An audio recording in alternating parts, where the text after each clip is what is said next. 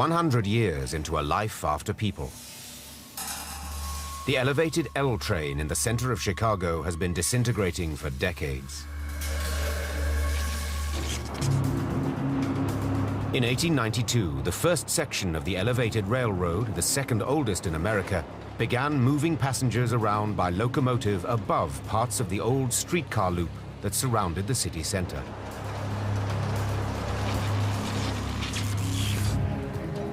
Now, paint is peeling off the steel girders holding up the platform, and rust is eating away at the exposed iron and steel.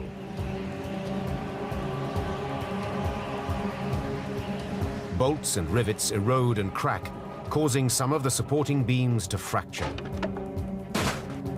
As pieces start to fall, you would get distortion in the supporting members, and they would start to twist and fall and pull down other nearby members. So you start to have a domino effect as it starts to twist and fall, hitting the ground.